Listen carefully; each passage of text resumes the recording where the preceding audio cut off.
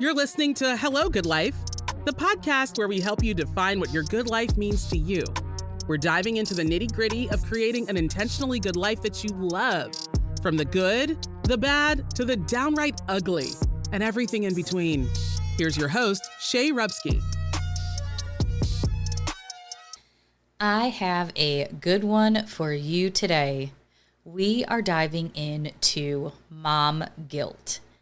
I know. This is probably going to be the least favorite of the topics that I talk about, but also the most relevant and probably the most important topic that I'm going to be talking about, especially if you have kids who are in sports, who are in band, who are in plays, who are in any extracurricular activity that you want to be at. And I want to share it with you because there comes a point where we're going to have to ditch the mom guilt and lead by example.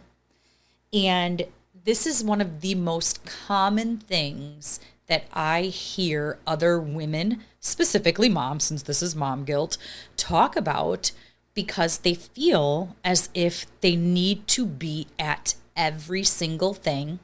They need to do all the things and essentially run on empty so that everybody around them feels fulfilled. If you can relate to this, buckle up, Buttercup. We are about to dive in, and I'm going to share with you some ideas, some actionable and tangible things that you can do so that you can release and or reduce some of the mom guilt that you have. Let's dive in. Okay. If you have not listened to the podcast before, hey, I'm Shay. Welcome.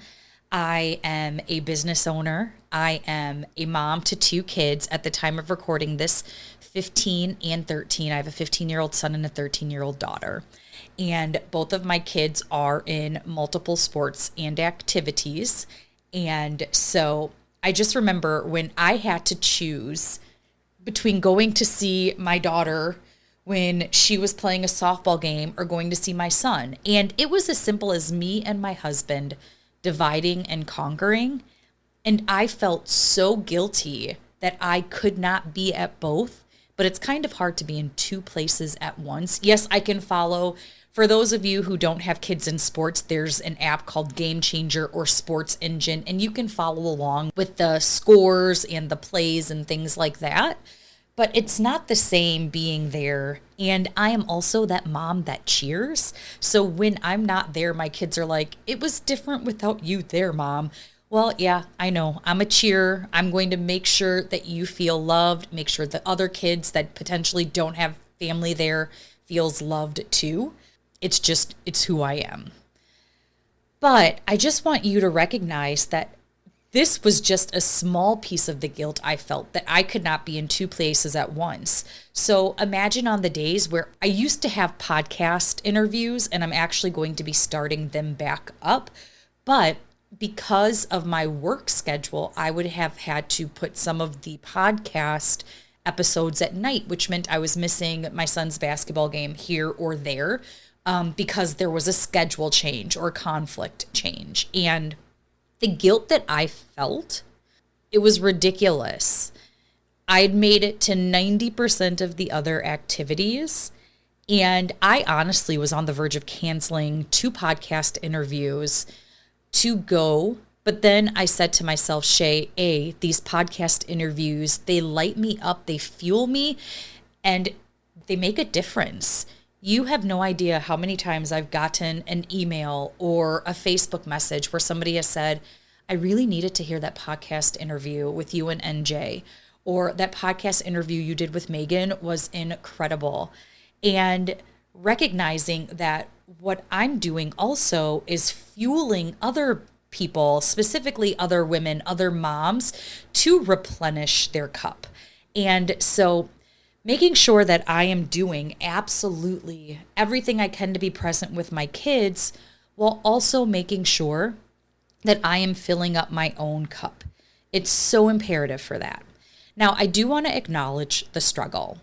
I know as a mom, especially as somebody who is a high achiever or who has recognized goal setting and other things that are important to you, and you're starting to realize that you also need to lead by example. It's okay to feel the guilt for not being there or spending enough time or for stepping away, but you don't need to sit in that guilt, because it's not okay to sit in it and just stay in there, because it does not serve a purpose for you. It does not prove a point to your children, and it kind of reduces your energy level and your energy around the people who need it the most. And so I just want you to recognize, hey, I acknowledge that this can be hard, but also it's really going to be about us learning how to manage both the feeling of the guilty, but also not losing our sanity or our joy, because we don't want to raise children who don't recognize that the joy is in the journey and not necessarily the end game. And so seeing us do things that light us up, or even let's say that we have a job or a career or something we're doing that we don't necessarily love, but we still need to show up for it anyway, seeing us do what it has to do to provide for our family. There's a caveat. I'm not talking about if you're working 70, 80-hour weeks. That's unhealthy. But I am saying, hey, yep, this work schedule has been scheduled this way since I've started, or we knew this was happening for months in advance. That is different than I'm working the 70 or 80 hours a week. But ultimately, like I said, the key is learning how to manage both without essentially losing our sanity or joy, and also being an example for our children. So today we're going to just dive into understanding what mom guilt is, some of the triggers, and really just how you can get through it so that it's better for you. So for me, I'm going to define mom guilt in a way that as simple as possible. It's essentially what I call that nagging feeling that no matter what you do, you're not doing enough. Whether you're at work, I work from home. So sometimes I don't get to turn work off. But whether you're at work, whether you're potentially missing family moments, falling behind on your business, or even missing those moments with your kids, it's essentially that voice telling you that you should be doing more all the time. And that is something that us specifically as moms have to deal with and have a trigger with. And so we need to recognize that when that's happening, that is just a story we are telling ourselves. And so let me talk about some of the triggers that come as you're feeling this mom guilt. For me, it's if I'm missing out on family events, or if I'm missing out specifically on work obligations, because it's not just for that family piece. I have a lot of friends who actually enjoy what they do. I love my podcast. I love my clients. So if I'm missing out on a specific thing with work that I'm like, man, I really wanted to do this. Or if I'm missing out on an event with the kids, wow, I really wanted to be present. Then I'm getting that trigger of, oh my gosh, I'm that little pang in my heart and in my mind of feeling guilty. Sometimes a trigger is feeling guilty for focusing more on personal or more on business instead of being 100% available for your kids. One of the things that I think our parents did particularly well when I was a tween, was essentially giving us more free space. I feel like our children now do not have enough free space. And what I mean by free space is that my mom, she worked at the school, but there would be nights where she would have to stay late. And my dad worked third shift. So during the day, he would sleep. And then when I would get home from school, he would probably be sleeping still. And so I would have a few hours to myself. And that was me going outside or watching TV or drawing. I used to love to draw and color and read. And so having more of that free, mindless time so I can essentially shut down more. And one of the things I want to implement in these next few years with our kids is, hey, put your phone down, put everything down and go be bored, because that is, I feel like, a form of art. I know that sounds kind of weird, but it does feel like it's a form of art to me, because it takes a special person now to essentially put their phone down and be present or be bored or be in the moment, because I feel like our kids, they're on their computers for school. They're on their phones to communicate with their friends. And I do love the fact that they get to communicate more than we used to with our friends, but also there's this beauty in the silence, no matter how uncomfortable it can be. That is a whole different podcast episode. So let me get back on topic, but back to the triggers. Sometimes we judge ourselves for not being the Pinterest perfect mom. If you know me, I am far from perfect, and I embrace the mess. I don't do fancy lunches. I don't do fancy crafts. Our house never looks like it should be in a magazine. Not because I don't want to, but because for me, it's more important for my kids to feel at home than for our house to be pristine 100% of the time, nor do I want to hold that responsibility. Our kids have their chores, my husband and I have our chores, and then we make it work, and it doesn't need to be perfect. And that's one of the things that I actually can say I do well. So if that's one of your triggers where you feel like you have to be the Pinterest perfect mom, I'm taking it back from you. You do not have to be that. Another trigger is feeling torn between your professional aspirations, your professional goals, and being torn between family priorities. And sometimes it's going to be that. Maybe it's attending a baseball game. Maybe it's attending your child's football game and you have a crucial work deadline. That was me a couple weeks ago, and I had to miss one of my son's football games. And I felt heartbroken, but at the same time, I knew if I got this done, it would pay tenfold, and then I wouldn't have to work on it for the next week, which means that I get to be present for where I need it to be. So if you've ever found yourself feeling any of those things above, or if a few other things come to mind, it's completely normal. It is completely normal. It's impossible to do everything at once, and it is impossible to be everything to everyone if you aren't being somebody to yourself. And in order for you to be the best version of yourself, you have to show up for you as well. And I think that's important for us to look at and for us to think about as we're going through and thinking about the mom guilt. I also think that we are more prone to mom guilt because we have higher expectations. The one thing I learned about in my Understanding Men group is that women are very multitasking, whereas men are much more singular focused. It's not right or wrong. It just kind of is. That is essentially our DNA. We were created in a way where we can focus on more things at once, have more things going on, whereas men were created the hunter, like out to go get the stuff, to go be, go do, go provide. And we are essentially are like the gatherers and figuring out where everything is, where everybody is and all of that. And so we have these high expectations for ourselves that sometimes we set the bar too high.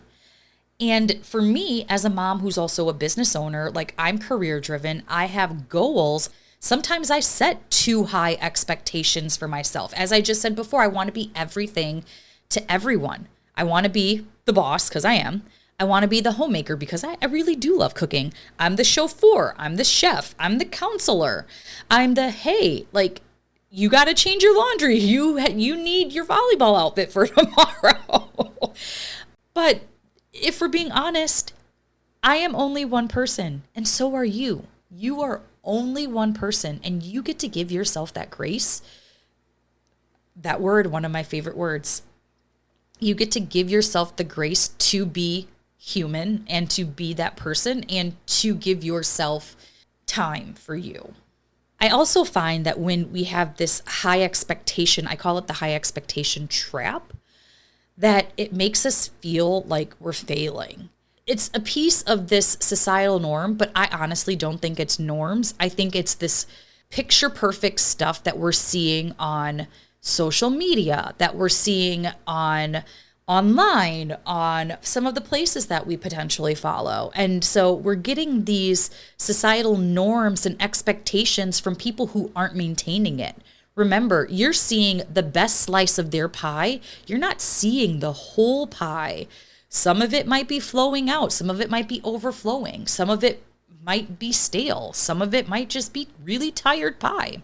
And so one of the things that I want us to remember is that the societal pressure that we're putting on ourselves means that we are sacrificing a little piece of ourself and increasing our stress, which is not healthy. I'm already a higher stress, a higher strung person.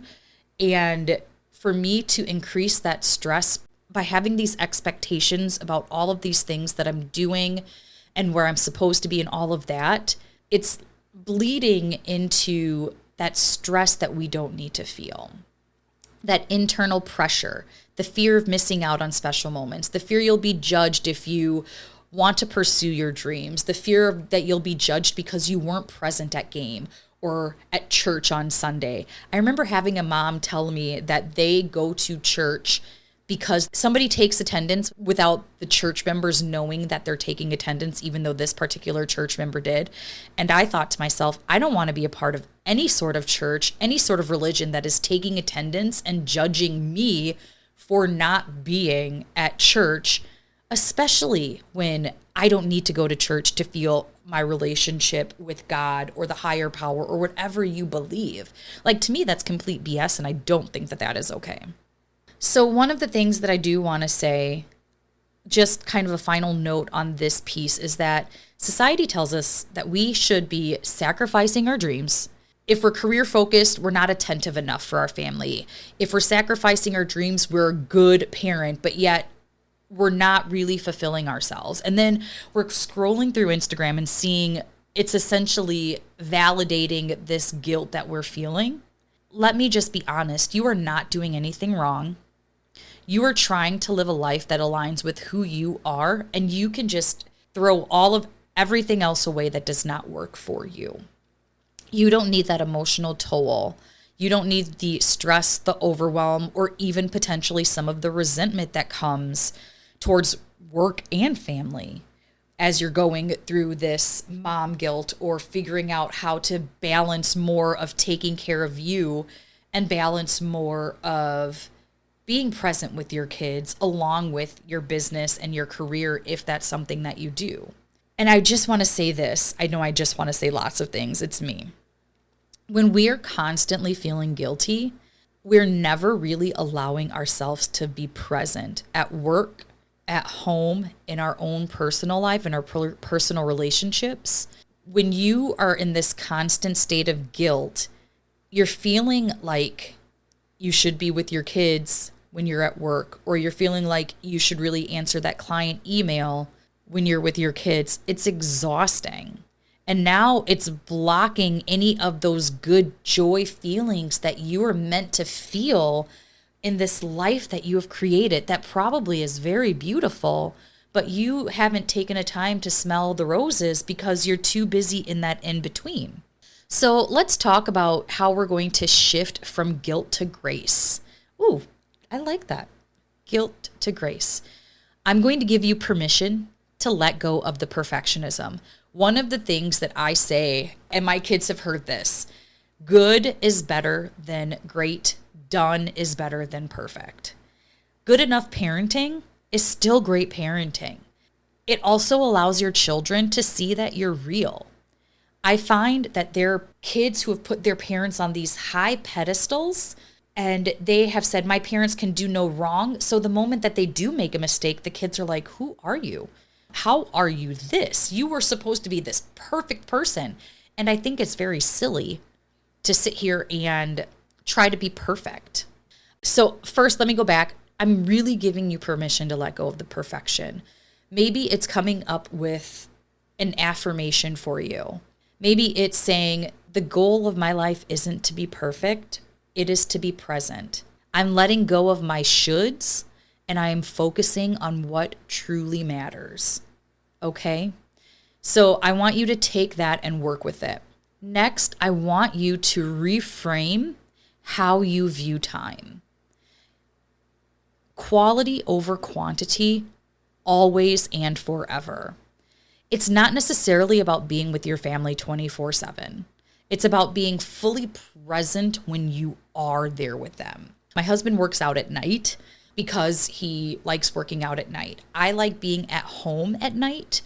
So my goal is to work out in the morning, but because my kids will come sit in the living room with me and they'll have conversations with me. And it's really cool just to sit and talk with them and hear about their day and be present with them.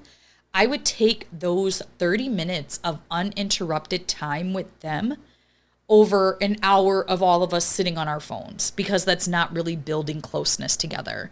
And so having them come in and tell me their crushes, who their friends like, what's going on in their friend group, what they're nervous about, if they have any tests or things.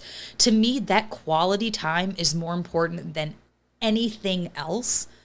And so for as long as they're going to come and do that with me, I'm going to be doing my best to work out in the morning. And so I would maybe say an affirmation for this: instead of worrying about the hours I'm spending with my kids, I'm going to think about the memories and moments I'm creating during the times I am spending with them. It's so important for you to really do that. And then finally, one of the things when you're shifting your mindset from guilt to grace is really remembering that you're a role model. So you need to flip that script so your kids hear you talking about this stuff in a positive light. Pursuing your passion, pursuing your career, pursuing your goals sets an amazing example, and it sets an amazing precedent for your kids. Showing them what's possible when you follow your dreams and your goals allows them to think, wow, this is possible for me. I could potentially follow my dreams. And it gives them permission to think outside of the box and really hone in on what they could potentially want to do down the road.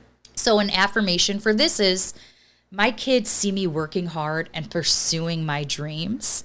What an invaluable lesson in perseverance and ambition that they see through me.